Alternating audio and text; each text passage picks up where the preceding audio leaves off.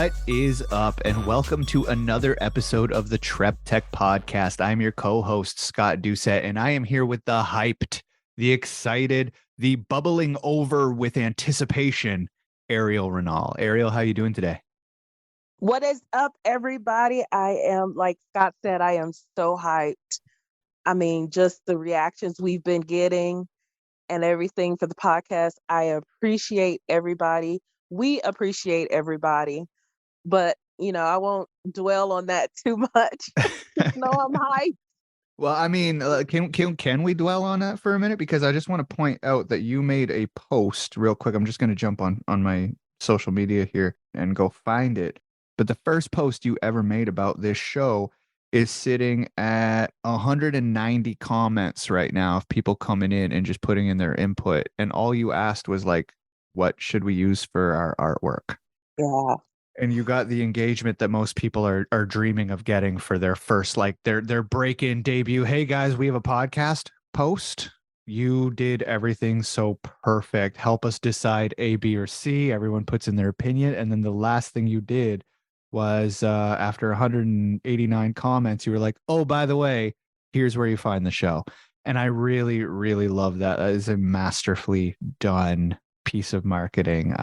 If I could screenshot it and get all of the, like, just map out exactly every way that went right, that was a piece of genius. So I've got to tip my hat to you for that, because like that is a really nice piece of work. And of course, yeah, the feedback has been really engaged. People are excited to be checking it out. You even got me excited enough to share it, and I don't market anything. I noticed that. I was like, oh shit, Scott is sharing it. And then I reshared it. Yeah, like I don't share much. I keep my life very, very private, and it's amazing I'm even in business at all.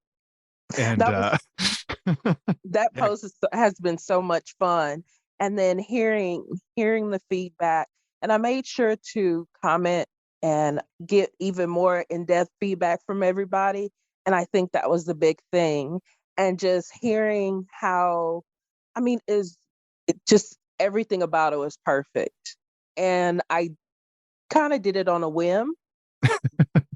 And it's been fun, but everything about it is perfect because people are saying, like, how the branding makes you feel. Like one person said, it looks like I'm the friendly one and you're the serious one. And I was that's like, true. perfect, that's exactly what's true. And then someone else says, it looks like we'll be disagreeing on things. That's true. And, just so exciting. And that really pumped me up. And getting that feedback really helped. And it helped also determine which cover art to actually use. Yeah. And it's nice because I got the first thing I did was just get the team to weigh in, the Podcast Bay team. Hey guys, what do you think? And they gave their input. Josh told me it was an inaccurate picture, so I made sure to post one from like 2 days ago where I'm even better looking than in the first one. Just to be like, would you rather me use this one? Am I not heartthrob enough for you? So Josh, if you're listening, shout out to you for calling out the use of the old picture. I don't get out for photo shoots anymore. I have a litter of children. So but yeah, so I gotta tip my hat to you. And I just want to say that, like, my favorite part of the marketing piece that you've ever done, even more so than this piece, was, do you remember the very first rendition of TrepTECH we did? I think we made it to like 33 episodes or something, like years upon years ago, for people who are just catching us now. We put up a poll when Facebook allowed just polls to your broad audience, to your friend group. We put up a poll, and literally it was column A, Team Airial, column B, Team Scott. Which are you? Yeah. And we rallied all of the support we could possibly get from our friend group. And then once they voted in, we shared that we had a podcast. That was fun too. And that's my whole thing. Have fun when you're marketing. Get people to interact and stuff, and get feedback from people, because then, and I know we're going to have an episode where we talk about proof of concept, but get people to tell you what they want, what they're looking for, what they need, what's missing out there in the market and stuff, and be able to fill that gap. Absolutely. I think it's really, really important to ask questions and get people in on the journey, because again, like, you're not trying to broadcast to an audience, you're trying to form relationships with an audience, and your approach is exactly how you do that. Yep. So let's switch it up a little bit, All right. because I know we promised to do some episodes about podcasting. Yeah. So we can talk about like what you do, how to start a podcast, because hopefully, us relaunching TrepTECH has or will inspire people to start their own podcast.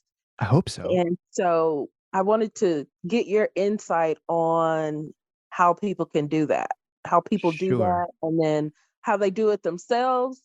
And then if they figure it's too much work, then how they get you to do it for them. How's that Okay. sound? That sounds good. So when we spoke on the last episode, you had me slotted for 2 episodes to talk podcasting. That's what you wanted me to come in and do. And so what I think we should do is we should break it into the tech and the getting started and how to start the show and how to get it going. And then next episode, the sales and marketing of. Do you think that would be the Perfect. best way to do that? Perfect. I love it. All right. So, as far as podcasting, the getting started, the technical elements, what do you want to know? What's the first thing that you think someone would want to know? Woo. Should they start a podcast? No, no, I'm kidding.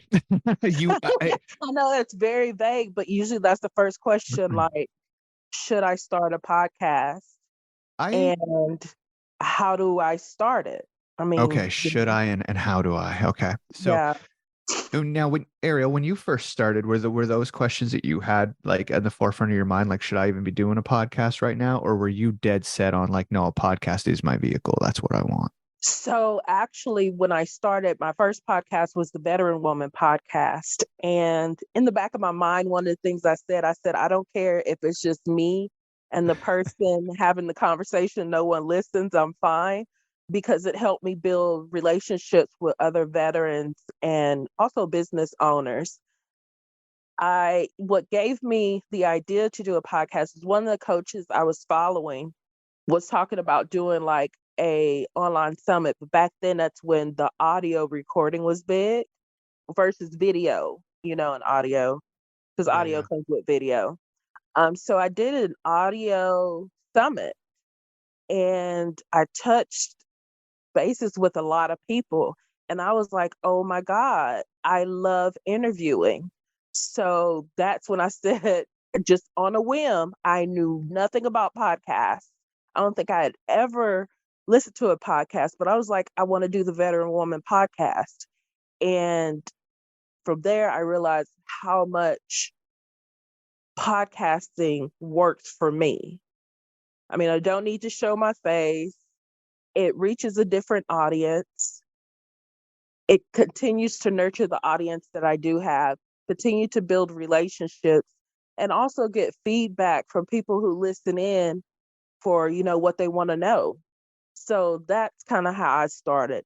But I do know that people usually want to know, like, should they do a podcast? Because there's so many marketing channels out there and Yeah. sub marketing channels.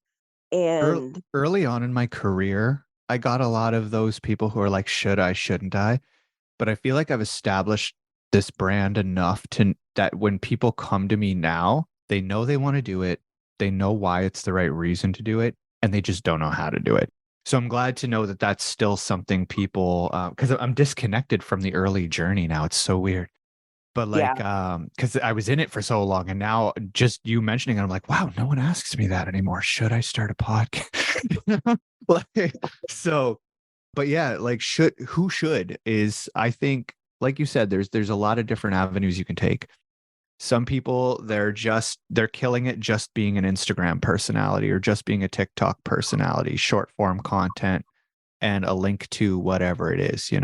But if you have complex or a series of things that you do, so in your case, like, you handle a lot of complex issues for people, you know, some of those things are going to take longer than a 15-second reel or a 2-minute reel to explain, to break down, to form the kind of relationship of based on understanding with the concepts that you want to describe, right? So right away, when you're looking at, okay, well, then I need a piece of long form content. What's it going to be? yeah, Do you like to write? If you like to write and that's what you do, or let's say, I have 3 kids. I will tell you right now that audio is probably one of the harder things I could be doing right now. Because Really? if a kid sneezes or stomps or screams or cries in the background, guess what happens, right? I have to physically relocate out of my home when I record these just because I need a quiet place and my home is not it, right? So audio is not a good thing for my environment. If I were a blogger, they could go wild and they'd never get yelled at by dad because I just have to sit down and write. I can listen to music, I can listen to them, I can talk to them and just write my blog, right? Right, right. If I'm doing video now, I feel like then I would need a designated space that never changes Yes. with a wall that stays bright and painted whatever color I need. I would Yes, need to have your lighting needs lighting, to be right. right? I would need to have my makeup on point. I would need to have my hair Your and dress weave. on point. Yeah, I need to put on my weave in the morning.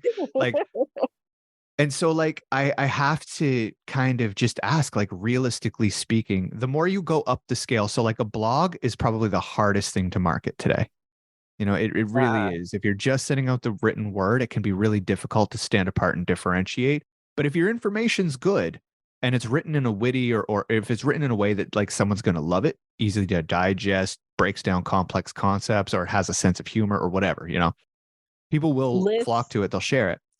lists Lists, work well on blogs. yeah, they also work really well in your show notes, just letting you know. So like lists Hmm. are good. You want lists. But then the other part of this is, so if your environment allows it, and how much maintenance do you want to do? So when you move up to podcasting, it's a little more maintenance. You have to make sure your voice is taken care of. You can't really podcast when you're sick, but you can blog when you're sick. That's not an issue, right? If you Yeah. podcast when you're sick, we've had shows where we've had to go, "Oh my God, you sound like a completely different person. Are you sure you want to put this out there?" And hosts have been like, "Oh yeah, I love the sound of my sick voice." We have one Actually, host. on the first episode of this one, I was sick. I was like sniffling in the background. I would put it on mute and be like, so I I was love like, oh my goodness, this is not the day to be sniffling and runny nose. love the mute button. It's a beautiful thing. So like I'm getting sick now. If I were probably a day or two into this, we'd have to cancel today because I wouldn't be able to do it, right? Yeah. So that's the thing, is like you kind of have to, with podcasting, there's a little more of a maintenance aspect where you have to take care of your voice. You have to make sure your gear is good and your quality is good. So there's a barrier to entry piece there where you're going to have to invest a little bit more, nowhere near as much as video, but a little bit more. And then you're going to have to make sure that you're sitting down and batching your recordings, leaving enough time for editing, leaving enough time for. So, each step you go up, you're adding workload. But then when you move up to video, okay, so podcasting attracts more of an audience than blogging does. There's also Yes. there's also less podcasts out there than blogs by like 100 times less. Really? It may have skewed now, but there was a point in time where there were over 250 million blogs and only like 250,000 podcasts at the time. Gotcha. So you're looking at like a Another thousand thing, times the and difference, right? another thing about podcasting is you're free to talk about anything in the world you want. It's not like, tightly regulated where we have to watch what we say. It's And getting that's one there. thing I love about podcasts. I know everything is, but I still love, the freedom of speech that podcasts offer. Yeah. And what I do like about podcasts, it is as varieties as anything. Like I can go listen to a music podcast, I can go listen to a hip hop culture, like anything podcast. I can go listen to a podcast about a guy who just tests out different like circuit boards if I really wanted to. I could go from the most interesting personality, tons of flavor, lots going on. Shout out to Pyro Media. I could go listen to a show by like Kwame that's like dripping with personality and flavor and current events and all kinds of great stuff. And then go listen to something where it's like literally bland as like licking paint. But there's something for everybody. And the nice part is like I can't read a blog while I'm driving. I can't read a Yeah. blog while I'm doing dishes. I can't watch videos while I'm walking the dog or doing dishes. And I shouldn't watch videos while I'm driving. So podcasting, I can put it on in the car and it just plays. Yes. You know, Yes. and the kids are going to get used to your voice. You know, they're going to know when Ariel's on the air because they're going to hear you in my car when we're driving, and they're going to get to know you, you know. And so like it's neat, I guess, in that regard. But so then once you move up to video, you have way more barrier to entry. You need a good camera, you need good lights. Like I said, you need a specific room, you need time to edit, and you need to make sure you can edit seamlessly, like no one knows you're there. You know, you have to know when to cut, when to do this, when to do that. You kind of have to storyboard stuff out a little more to make sure your video is coherent, make sure it makes sense, make sure it flows. If you're recording a bunch of videos that day, you got to change your clothes, you Yeah. know. There's just hair again, like you got to make sure everything is on point when you're doing video. So like with audio, I love it because it to me it strikes that happy medium of it attracts a large group of people who don't mind spending money. Apparently the podcasting audience is very highly educated, relatively wealthy, and I mean this is generalizing, right? This is an average, but on average the podcast audience is one of the more intellectually gifted, we'll say, Yes. and Yes. also financially sound. So these are people who listen to shows, they like what they hear, they buy it. You know, they'll invest into you or they'll buy the product or whatever it is. So and it's proven to happen. Otherwise, podcasting wouldn't be advertising anything, right? So the proof of concept is there, and you can. So for me, that was the deciding factor. Is like I can talk, and sure, and the nice part is like I can talk, then get it transcribed and Yeah. then put it into a blog if I Yeah. want I to. was going to Well, talk about repurposing. Yeah. yeah. We'll do a whole episode on that because you are god at it.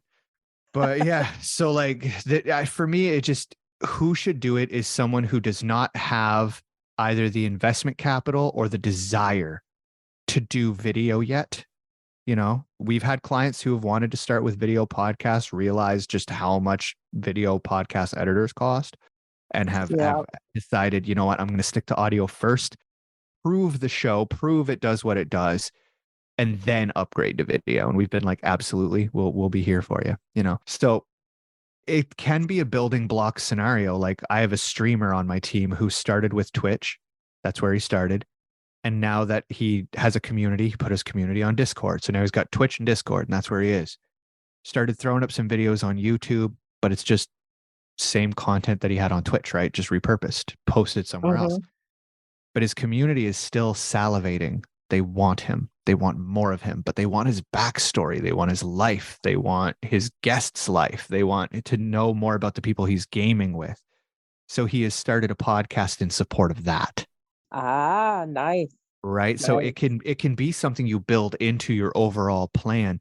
But basically, what I've always considered a podcast to be is less of an information place, although it can be that, and more of a community nurture, relationship nurture tool. People Yes. listen and they fall in love with you, or they learn to hate you and walk away. But either way, like I find that podcasting has been the most effective for the reasons that you mentioned. How many business owners do we get to call up now and go, hey, I want to talk to you? And they wouldn't have bothered with us before, you Yeah. know? Yeah. How many guests, like for instance, Rob, who does Podcast Bay, the podcast, he interviewed, we're on, I think, what, 30, 39 shows, 39 episodes right now out. So when he decided, oh, I want to send out some sales emails, who do I send it to? He just looked over 39 of the people he just spoke to and went, well, they all have podcasts. I'll reach out to them, Yeah. you know? So he And built him. then did you know or do you remember that on the Veteran Woman podcast, I actually had John Lee Dumas, Yes. Yes. and that psyched me out so much to have him on there. He's a veteran, and that was kind of like the foot in the door. And Yep. then he's like one of the top podcasters. But it gave me that confidence to say, "Hey, I have a show. Would you like to be on it?" And he was like, "Yeah, send me the information," and it was great. And when you knock down a star guest and you get them on, like the feeling you get, I'm sorry, like I was young once. I've done a lot of crazy things, and no amount of drugs I've ever done has ever amounted to the fucking feeling I got when I landed the cast member of The Walking Dead and the Blue Man group. He was a Blue Oh Man and a wow. member of The Walking Dead. And we sat down and talked to him. And then we got a YouTuber who was killing it. And then we went out and got a celebrity chef And the more like high profile these guests became, like I ended up on a high, and not like an egotistical high, but like an, oh my God, like a self-worth high. I was like, "Pe- Yes.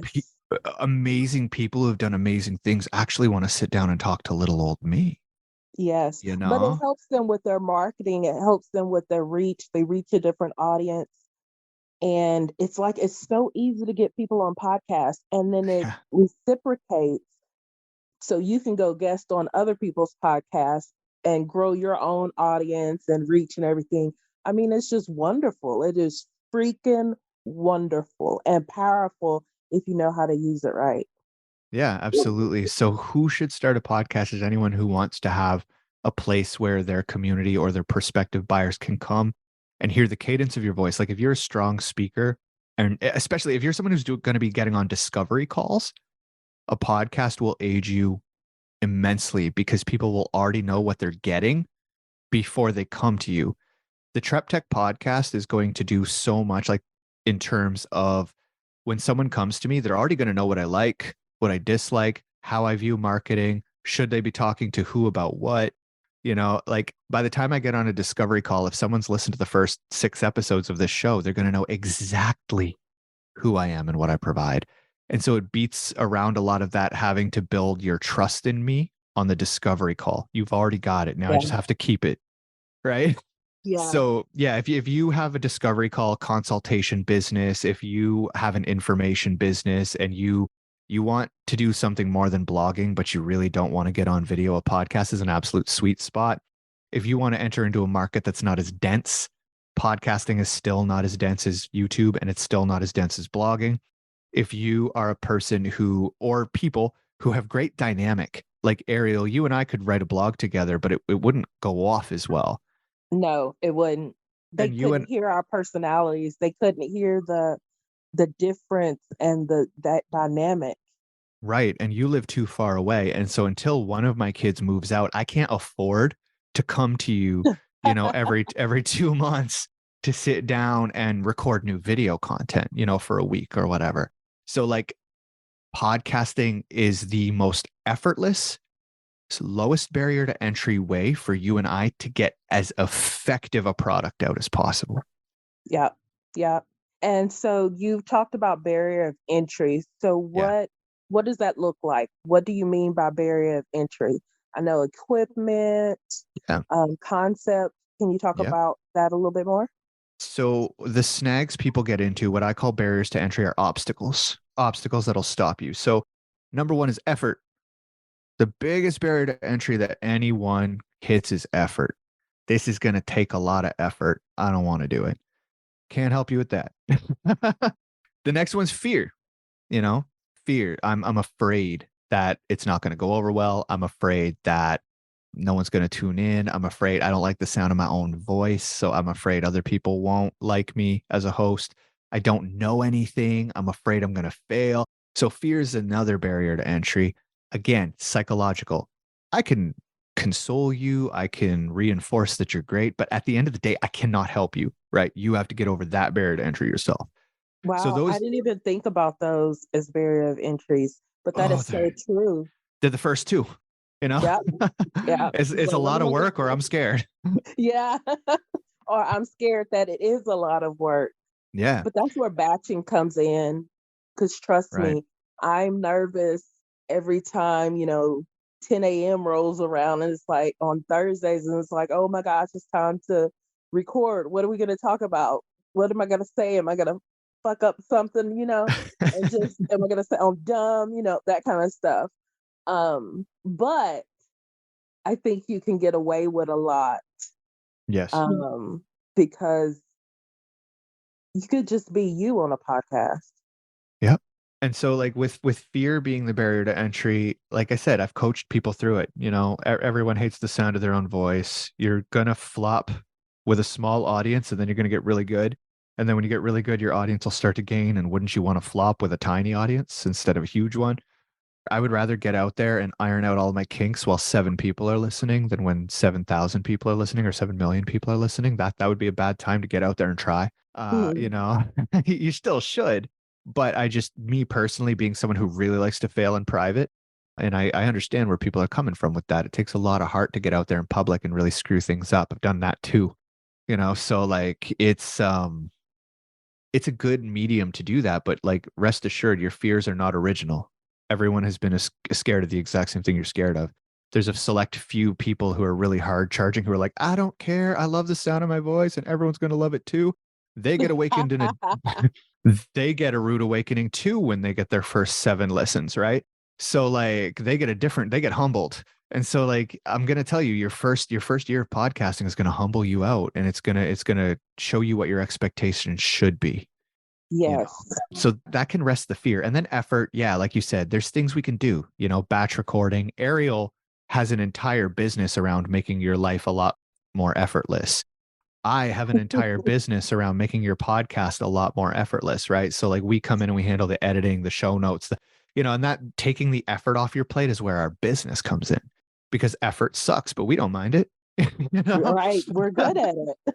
Some people fucking hate effort, and I get that. So those people are people who tend to be more visionary, creative. They like to get in there and do things while they're passionate, but once the passion's gone, they don't want to sort through the tedious shit.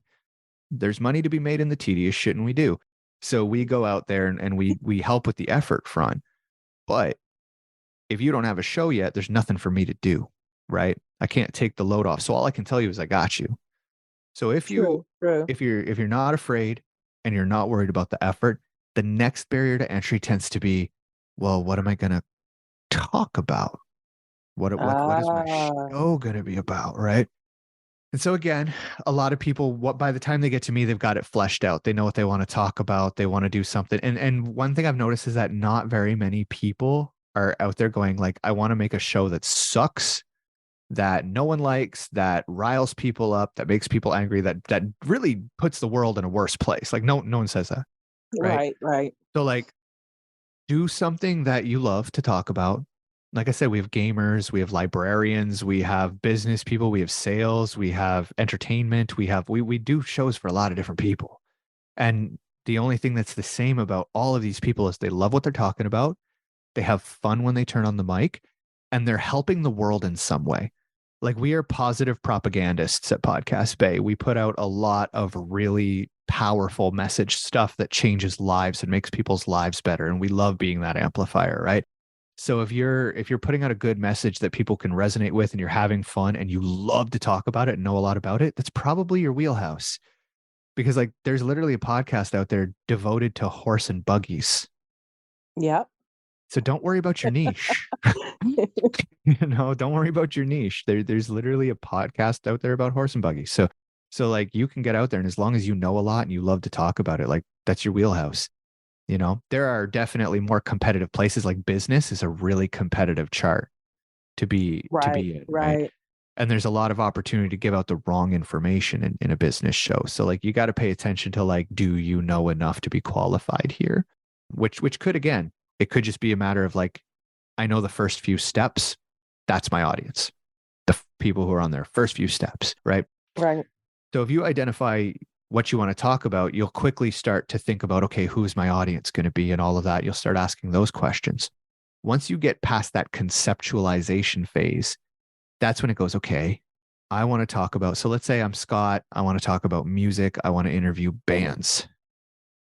And I just want to get the behind the scenes of what they do and how they do it. And I know Mm-hmm. I want to sell a product on there someday, maybe merch or maybe tickets to shows, or I'll affiliate something, or like I know I want to make money on it, and I can do that in music, no problem. I know that industry. But how the fuck do I start? Like I don't know what's next. I know what I want to do. I want to interview bands. I don't even know what I want to call it yet. You know, Ah, yep. come up with a flashy title. Again, you can save the title until you've done your first 10 episodes. Maybe there's a catchphrase you use a lot. Maybe there's a lot of things that you do. So like you get out there, like you can record stuff before it goes on the air. That's the whole point, right? So maybe you just record a few and leave them in the bank. Go back and listen and see if you can scrape it for content or ideas or slogans or sayings or marketing material. That's what Airial did. You know, Airial went through our first 4 episodes of TrepTECH and literally went and found all of the marketable bits we have, you Mm-hmm. know. So don't worry necessarily. Don't get hung up on like what day of the week do we release or whatever. Consult someone, call someone. We do that. We offer that consultation at Podcast Bay. Book us in. I can sit down and I can talk you through What do you want to call it? What do you want to talk about? These are the things. What do you want your artwork to look like? It's a question. It's a question and answer session, but it does offer a lot of clarity around what you want to do for your concept. But once you're past that, the biggest snag I hear about is the gear. Yeah, that's what I thought we were gonna start with, but you No, there's a started with lot. the emotional part. Yes, because before you buy gear, you got to wonder, like, am I brave enough to turn the gear on? True. I've sent like $200 microphones to people that sat in the box because they weren't brave enough. Oh, wow. Yeah. They either weren't brave enough to replace their Blue Yeti with it, or they weren't brave enough to even hit record in the first place. And so that's just sitting somewhere as an asset on their desk that they're not using. Oh, goodness. Um, yeah. So we've stopped doing that unless unless someone has proven that they're going to put in like at least 100 episodes on with us. Then we'll send you some gear. Fuck it. But so yeah, like there's one of those things where what gear do you need? Well, it's different for everyone. But I'm going to say it really depends on your budget. There's good, better, best for everyone, right? Right, right. And so what I can do is if we want to make some affiliate sales, Ariel, we can put together a podcast shopping list if you want. Sounds great. I love that. And then it makes it easier for people who are listening who want to start. They Yeah. don't have to, take days and weeks on end to try to figure it out. They can know the good, better, and best. So Yeah. yeah, let's do that Put them definitely. put them in columns, good, better, best, and we'll just people can drop down in the links and buy it on Amazon, get it shipped to them, and we'll make a couple dollars on affiliate sales. It's good. So yeah, And also, I'm creating a podcast success kit that will include that. So to talk about the things that we're talking about now, your concept, your how to do your artwork, resources for that, how to come up with a title, just how to plan out your podcast, yep, ways to launch it, ways to monetize it, and then ways to continue marketing it and just making it a better show and just having podcast success. yeah, So check that out, Podcasting Success Kit, and you'll have all the information you need there. And we'll talk about automating your podcast, how to make money with affiliates, how to advertise your own products, and just pretty much everything. That's going to be a one-stop shop for everything podcasting. beautiful, beautiful. I'm glad I had no idea that was coming, but I'm glad it is because Yeah. I like getting on the mics with you. I find out what products I have I didn't know I had. Uh, I'm like, oh, I have that. Wonderful. I'm going to start selling that then. Thanks, Ariel. I didn't know Yeah. that was a thing yet. So yeah, as far as gear goes, people can get started on less than $200. Okay. So you're going to need a mic, which again, depending on your budget, it could be something as small as a Blue Yeti. I've seen people start with a Blue Snowball. Those are under $100. The snowballs, they're small. They're not the greatest quality, but if you're literally just Really? yeah, the snowball's not huge. It's meant to be a starter mic. Like it's one of those things where when you're dipping your toe in and you're dabbling and you don't want to drop a bunch of money on like full studio gear, you buy a snowball, you throw it in, you record until you're sick of the sound, I started with the ATR 2100, and actually that's what I still have. I'm not using it right now, but that's what I have in my office is the ATR 2100. It is the highest recommended podcast mic by far because the thing is just beautiful. The And it ATR, doesn't cost that much at it's all. I'm not sure if it's still available. I'd have to check. I know that in a lot of countries like the UK, I try to send them here. I try to send them to people, and I cannot get my hands on an ATR sometimes. It's very difficult. Oh, wow. Um, but yeah, if you can get an ATR 2100, in my opinion, it is bar none like the best starter mic. Yeah, absolutely. So the ATR 2100 by Audio Technica is brilliant. Rode has the Rode Podcaster, which is what I outfit my team with. It's what I sent to Rob so that he could get started. And beautiful piece of machinery. Beautiful piece of machinery. So yeah, like my mic is secondhand. I bought my mic for $90 off a friend. It's a Shure SM58. It's industry standard. Mm, It's music industry standard. It's a great mic, but I didn't go brand new with it. right. I'm always looking for deals. I will find, if I want to do a giveaway for Podcast Bay, sometimes I'll find a used mic that's like in excellent condition, and I'll make sure like, hey, I've got a a Blue Yeti here, barely used. Does anyone want it? We'll put a contest on, and people get a free piece of gear. It cost me relatively nothing. Everyone's happy. Someone sold a piece of gear they weren't using anymore. So That's like, smart. yeah, I think it's a good idea to go go check out the used market too, because you can save yourself a lot. But yeah, so you need a mic. You need something to plug it into. Most people record on their computers, which is you can use Zoom free software. If you're going to record your episodes in under 45 minutes, you can use Zoom free. You I remember using Skype. When I first started, it was Skype, Yeah, it but was. Zoom has really blown up. So yeah, definitely Zoom. Skype needed a tertiary recorder, like you needed a third party recording software, and they didn't Yep. always work. Yep. And so I had my Zoom H4n, which I absolutely love. I still have it because not only can I do like podcasts like this, but I can go take it and record whatever I need to record. So I absolutely love that one. And that was actually suggested by one of the guests I had on the show. She was like, she was so great because she was like, I understand because it was so jacked up. It was one of my first episodes. It was so jacked up. And she was like, that's okay. I understand because, I had to start too. And she recommended the Zoom H4n and absolutely love it. But now, and that does not have to do with Zoom, the video conferencing. It's a totally different thing. It's a separate piece of hardware. Yes. But now it is so easy with the Zoom that we all know as the video conferencing software. And you also mentioned that Zoom now has something with regulating sound. Did you mention?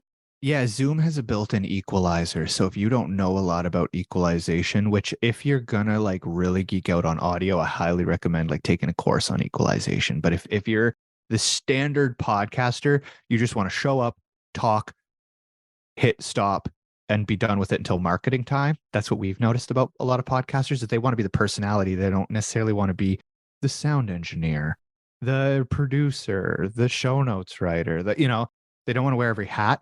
And so with Zoom, if you don't want to sit there and learn equalization and how to best tweak your voice, Zoom has a pretty passable one. If you record on Zoom and then you go off and record on, let's say, like GarageBand or Audacity somewhere, you're going to notice a difference. And Zoom is usually richer and crisper than just your raw audio. Wow, good to know. Yeah. So, you record into Zoom. If you need more than 45 minutes, like I said, most computers come with like, Microsoft Movie Maker, or I don't know, GarageBand, or there's free recording or, and editing softwares out there like Audacity. GarageBand is free if you're a Mac user. Audacity is free if you're a PC user. And you can just get in there, plug your mic in, and hit record and learn how to use it, right? And so once you have your mic and a place to record, well, now you need to edit it. And this is what throws people off, okay? Now, in terms of cost, you don't need to pay for an expensive digital audio workspace, a DAW. You don't need to pay a producer. You can do this. You got it. There's so many tutorials online. Now, I learned at a radio station when I was like 13. So like I was learning from pros who were cutting, like, you're gonna laugh, Airial. Guess actually I've got a pop quiz for you. Guess what the first thing I've ever edited was? Oh, I don't know. The first piece of audio I ever cut my teeth on. You're gonna laugh your ass off. What was it? A black church doing a gospel hour. I cut my teeth editing gospel. Wow. It Wow. was fucking amazing. Wow. I would not have changed my editing experience ever, because the richness, the tone, it was like fucking editing honey every weekend.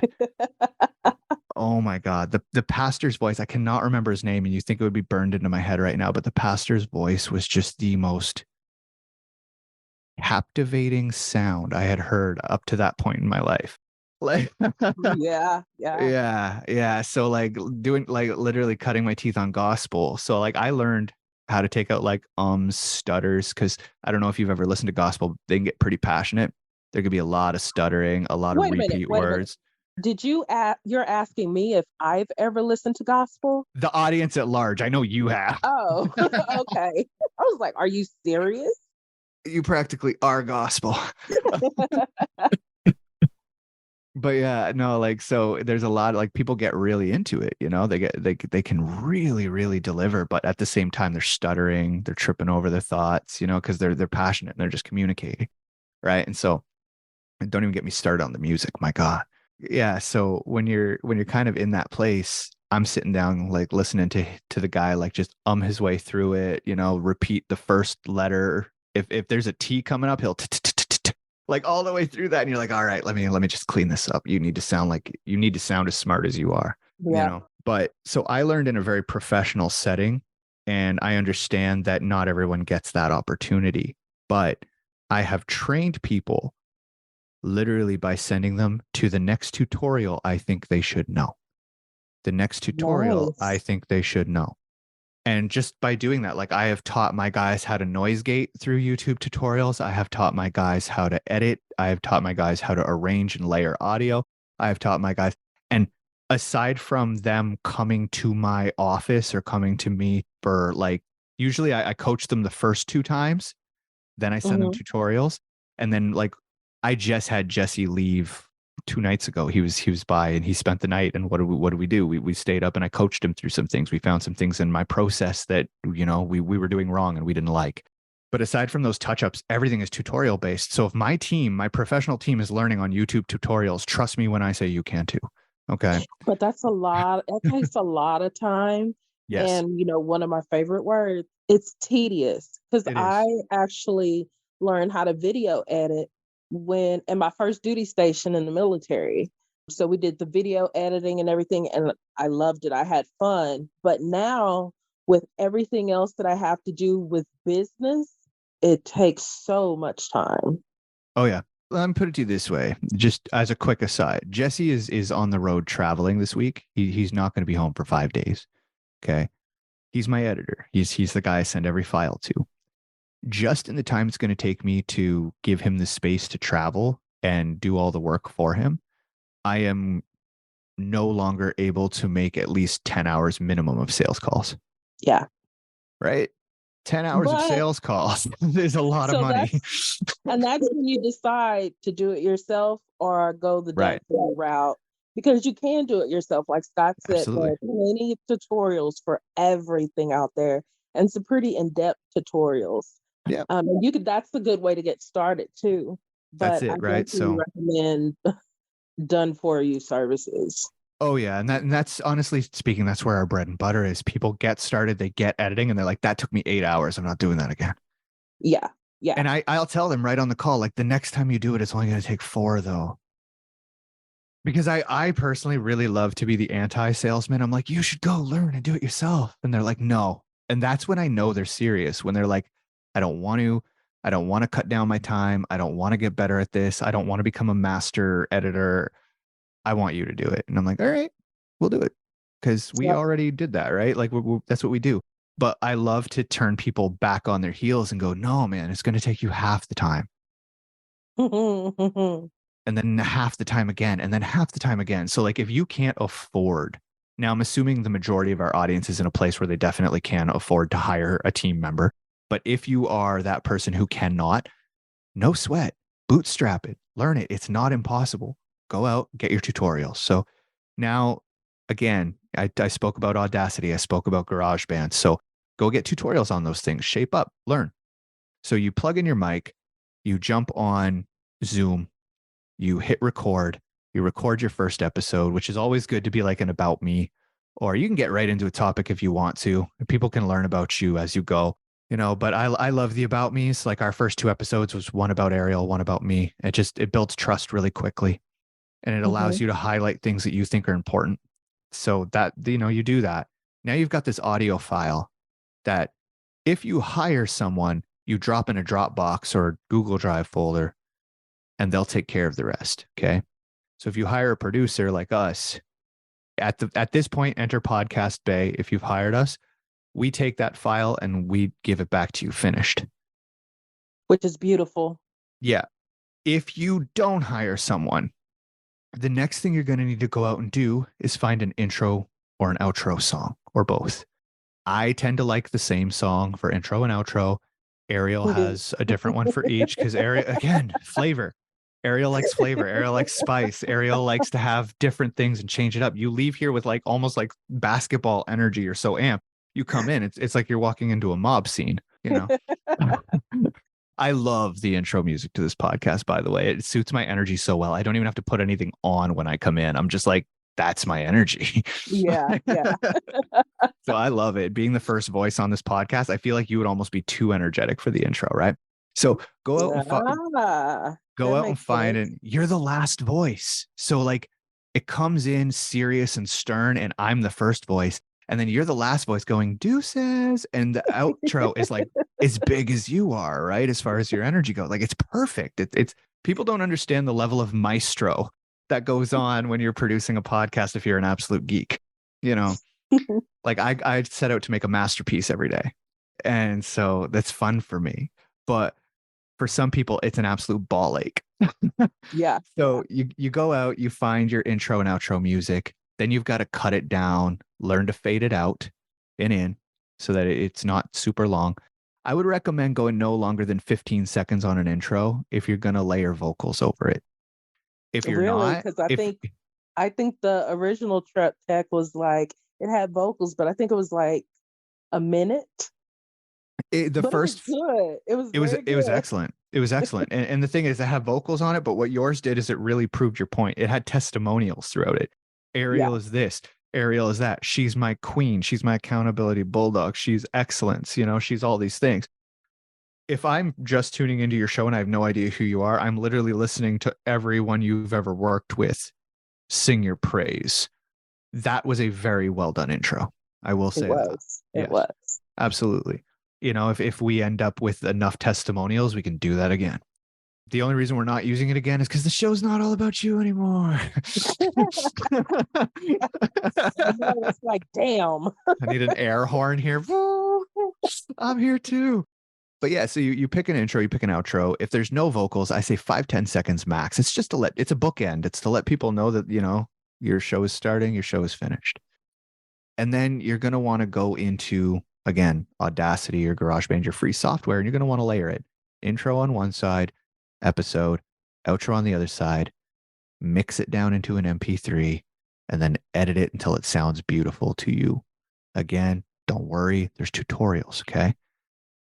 So once you have that first episode edited, you've got to look at, okay, what makes a podcast? And there's three elements. There's the written, there's the visual, and there's the auditory. Hmm. Okay.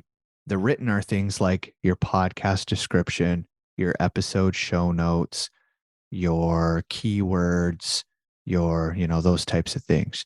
So you're going to want to go have a look at other podcasts, you know, through a podcast player and see where do they have written elements? Is there a show description? Is there an episode description? Are there titles? Are there subtitles? And you're going to want to figure out, okay, these are all of the writtens. And I can tell you right now, there is the show description is what we ask for. Episode titles is what we ask for. And show notes / episode description is what we ask for. So those three elements, the show overall, titles, and the show description. Now, some people call them show notes. That's what we call them. And so those three elements are your written.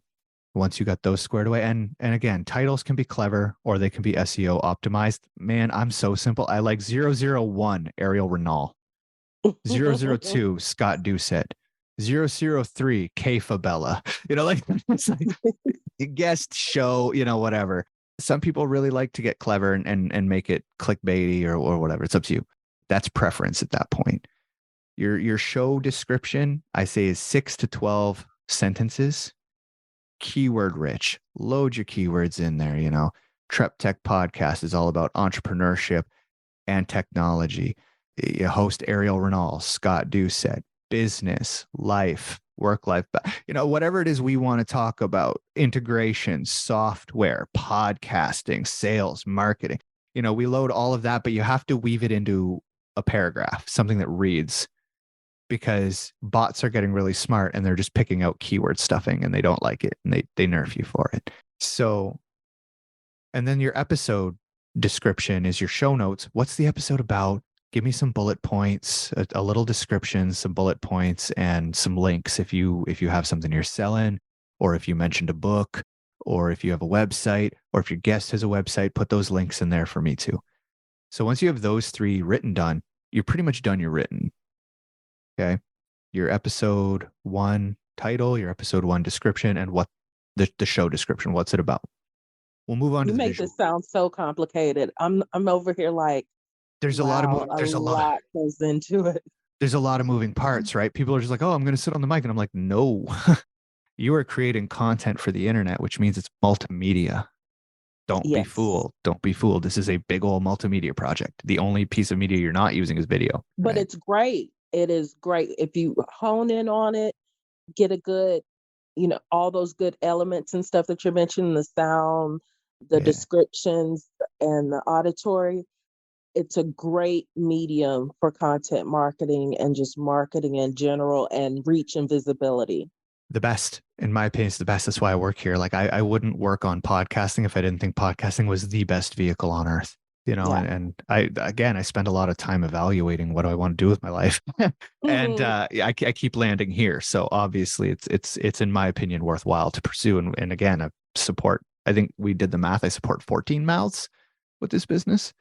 Oh, wow. When we factor in team, their partners and their kids, yeah, like I feed 14 faces with this business. So like podcasting definitely has a lot of money. It's a great content marketing source if you know what you're doing, right? So it's good to shore these things up.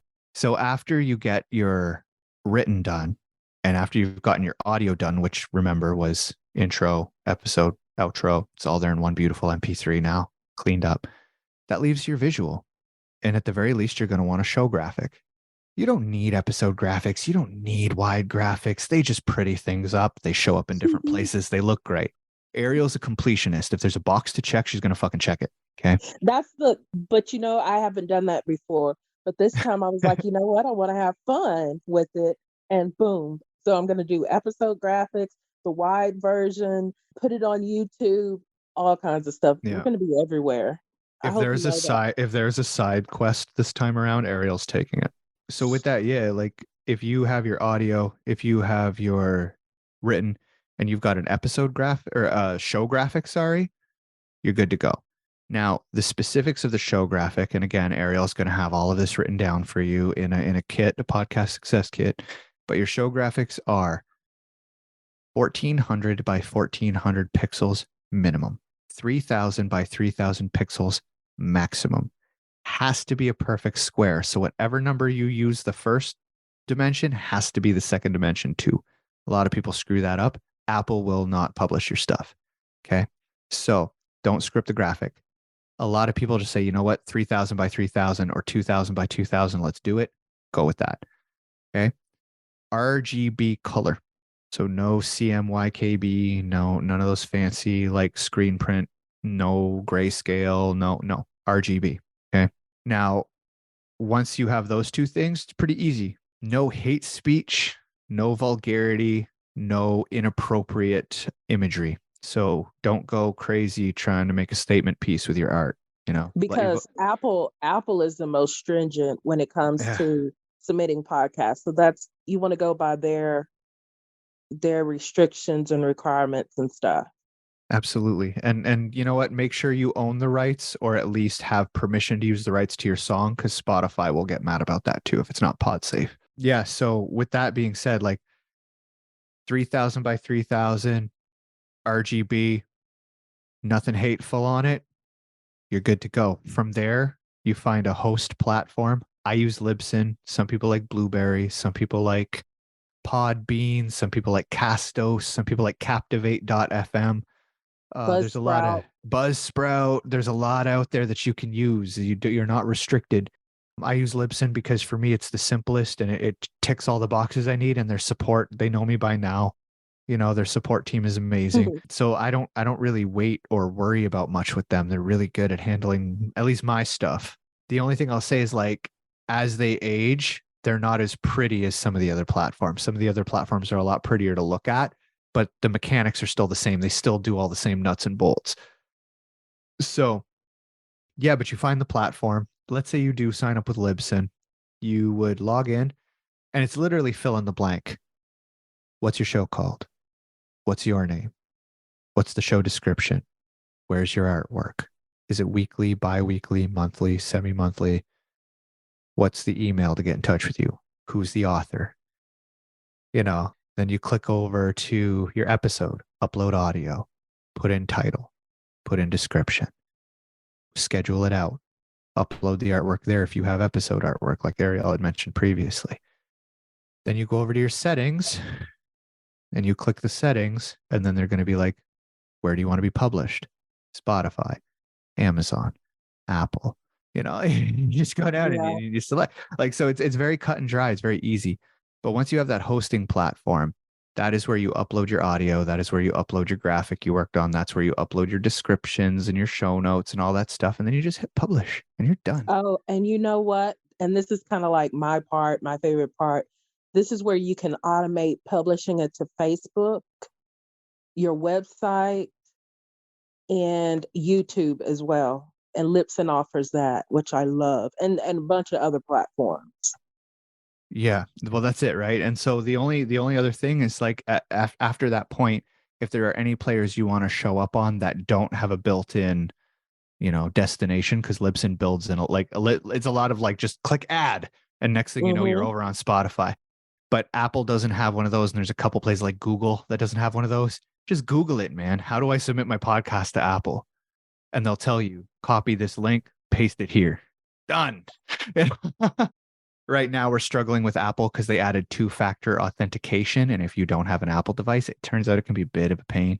Yeah. We're dealing with that with one of our hosts right now. We're trying to find a workaround, but that's why they hire us, right? They want us to find the workarounds because they don't have time. So, but yeah, with that, like there's really, if you buy the mic, you download the editing software, you download Zoom or some sort of conference software, and then you take care of your written components, your visual components, and your audio components, and then you upload it to a host, you've got a podcast. Now Woo! there's other elements. Do I want guests? Do I want to go solo? What are the benefits? That we could like literally go in and split hairs. But concept aside, if you're just talking about the technicalities, intro, outro music, your written, your audio, your visual, a podcast host, your mic, and where are you recording? If you've got that, you've got that. You can piece it all together and figure out what your product looks like, and then go from there. If there's something new you need to learn, watch a tutorial. If there's something you didn't like, change it on the next episode. If there's something, don't get caught up in perfectionism. Publish Yeah, it. because it's pretty easy to change it. So once you publish it, it's not like you're stuck with that. You can go back in, change the description, change the cover art, change everything. You can replace Um, the audio, and it won't yes. it won't impact a thing, and no one would really notice unless they went back and looked. You know, we've So we've uploaded working versions of things until we got like clearance from 58. Can you take that out? And then we take that out and we go upload the new piece. Literally anything you can go back, replace, fix, tweak, change, and no one's the wiser. So like, don't ever get caught up in the perfectionism, because if the perfectionism is going to stop you from hitting publish, it's your enemy. Perfectionism is only good for refinement. It's not good when it becomes an obstacle, right? So that's one of the things I'll say is like, once you get to that point where everything is done, just click publish, tell people about it, and then listen for feedback. People will tell you what they think, and then you can go back and decide, okay, I want to change that or not. Our team offered me feedback about TrepTECH not too long ago. Our writer said that you and I got off on a tangent about travel. I got right in my head about how hard it's going to be to travel with my kids. And that's part of our dynamic. But she wrote forward and went like, hey, just letting you know, it kind of changes the feel of the episode. And we listened to the feedback. You went and caught the part, and we listened to it, and it didn't bother us. So we went ahead and just left it. Had that bothered us, we could have changed it, taken it out, re-uploaded a new version. So yeah, because I was like, wait. Don't make it too perfect. Don't make it too perfect, too polished, because then that'd be Yeah. boring like every other podcast. We still need to have that dynamic and that fun because we can also expand on those different topics. So expand on how we've built this collaboration and relationship and, just all of those things. So I was like, yeah, don't take it out. So yeah, in my opinion, like with that being the case, is that if nothing is set in stone ever, and you can go back and change anything, nothing is ever scary in that regard. Like anything can be fixed, anything can be changed, anything can be modified. So like, what are you afraid of? You know? And Mhm. so yeah, if it's and again, like if hearing this episode made all of this sound daunting, if you're like, okay, I don't understand how to do the audio part, or I don't necessarily want to take care of the written part, or I don't want to do the visuals, or I don't know how to do the visuals, or it's going to take me an eternity to edit all of this stuff, or I literally am going to get so perplexed and overwhelmed by the process that it's not going to come out. We have done this in our sleep so many times that I can literally go to bed and wake up and know the breadcrumb trail I'm going to follow to get your podcast out. Right. So like it's not difficult for us. It's not overwhelming for us. So if you're sitting in the audience and you're like, man, I've got the voice for it. I've got the content. I know my concept. I even know what I'd call it. I just don't want to do any of the other stuff. Reach out to Podcast Bay. Reach out to me. We will get you started. We will get you on the right track. We will handle all of the really ridiculous pieces that have a steep learning curve.